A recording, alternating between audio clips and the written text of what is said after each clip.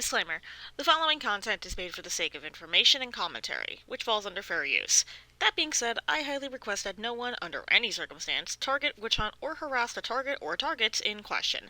The following content is also not for children under the age of 18. Thank you, and enjoy. Arcade pamphlet, brochure for a day spa, candle subscription, basic letter. This mail looks pretty oh, hello.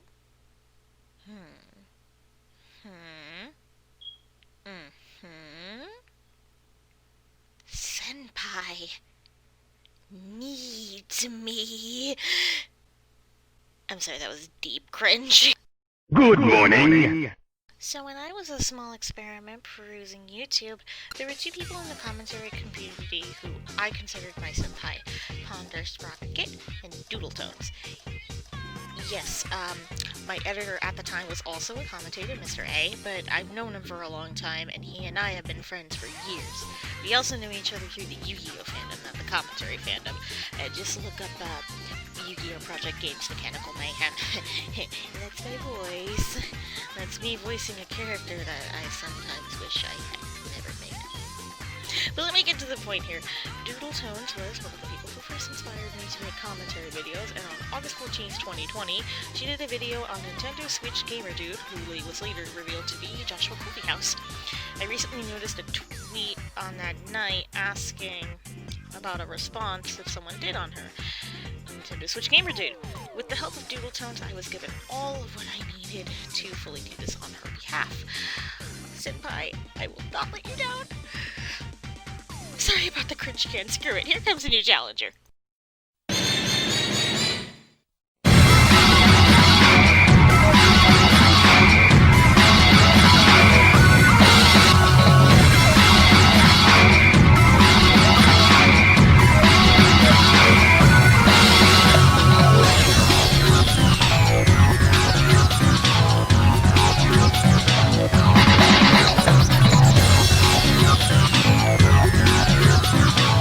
I'm not sure if this is going to be a thing. Text-to-speech.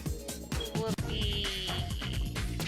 I believe in many videos that Doodle has done on Josh, we heard his voice. When he went back to text-to-speech is beyond me.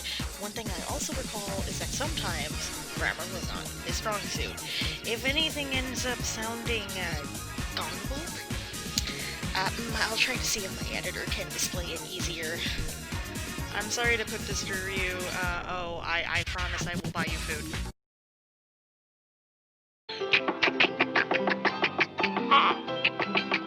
Whether a product quote, a developer quote, or an economic quote, it has to be quoted by the actual person or a character from a show. Today's quote relevance is Shigeru Miyamoto's, "A delayed product is a good product, but a rushed product is bad forever." Doodletone says that there is no relevance today. Mother of Mishima, that was so put together. I am scared that you didn't use proper quotation and grammar. Oh, okay, so if you didn't catch that through the word salad of text-to-speech, he is discussing whether or not it was proper for Doodletones to use the following quote: "A delayed product is a good product, but a rushed product is bad forever." You know, Shigeru Miyamoto said it. I see a lot of people use this quote, and I saw one indie developer butcher it. Kind of. But I'm just gonna wait and see what's said here. Considering quotes have to come from past experience, I would have to say Miyamoto had rushed once or more to perfect his quote. As for the relevance, let's take a look at past gaming experience from Big Rigs and Sonic 06. I know where your heart is coming from, but you just defended Miyamoto's quote and mentioned his experience to back it up by using two games he never had a hand in making.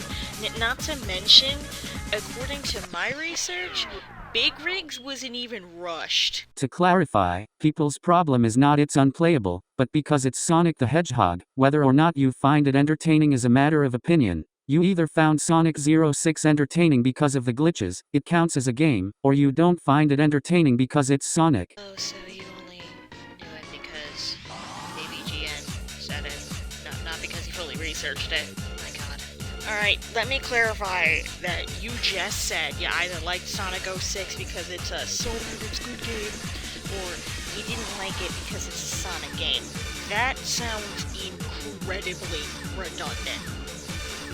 I liked Sonic 06 for its strange story, but that fell flat towards the end. What I didn't like about it, outside of its failing story, was the fact of the game not knowing what the hell it wanted to be. For Sonic, you got your running missions, yes, but with Silver, you did puzzles, and with Shadow, you played a broken version of GTA. Your statement really falls flat here. Or your experience had a sour taste. Both of these choices have a right and wrong reason. I'm pretty sure there's more to it than these, but subjectivity is the only reason why Doodletones finds it irrelevant. What she wants is fact. Let me dismiss her statement by using proof of a game I have no recollection of. So, here is a pet peeve of mine that even I'm guilty of doing. Saying a game is bad without playing it first. A lot of people will do this, and it always makes me mildly upset. I'll use the game PlayStation All-Stars Battle Royale as an example. Yes, this game was rushed. And yes, it was pretty much a broken version of PlayStation Smash Bros. But I liked it. And I try a lot to show people that, you can play it. And even though it's just a copy, it's still fun. But everyone looks away because this reviewer said it's bad. I highly recommend that you actually try it out before hearing what someone else has to say, because it can be a pretty big issue down the line if your only backup is this reviewer said it's bad. Doodle's example of No Man's Sky isn't a good example since computers can tell you what's going on. Console gaming, unless you look at the news about it, if there's no news about it, then that means nothing changed or will change by the way. Wait, whoa. Okay, so as a console gamer, it's time for me to make my statement. Yes, it can change. It doesn't need news for that. I have my own evidence for that as well. So, for recent times, the most recent DLC for Dragon Ball Xenoverse 2 hit, and many people noticed that it had a very big bug. Pretty much the bug forced players to perform a very difficult task to unlock the free DLC, but no one had to go and make videos about it. Namco Bandai fixed themselves. Computers also don't just flat out tell you what's wrong in a video game. I don't know what game you're playing, because I love to play that game. Be specific. Does Miyamoto's quote still have merits today? It depends on the person you asked. The forever angle can still be viewed as subjective today, but if nothing changes, then that would be laziness. Japan works the hardest. America is lazy. Doodletones happens to be a North American causeason that has different subjectivity and effort. So in Japan, you have no choice but to work hard. What? What does that have to do with anything? I need an explanation of that. Oh, okay. So what you're saying is that Doodle shouldn't use that quote because she is Caucasian. Not to mention what you just said about Japan being full of hard workers. You just stereotyped so hard. Yes, hard work is commonplace there, but not for everyone. But that can be said for almost every country.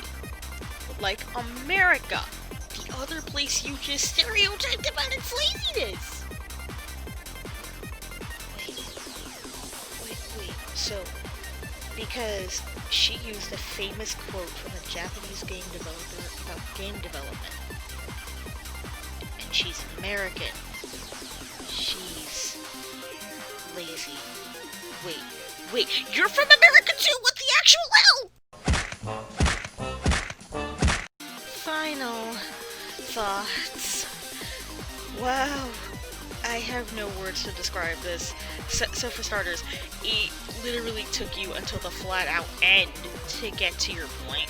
You used incorrect games to discuss Miyamoto's experience with Rush games that he didn't make.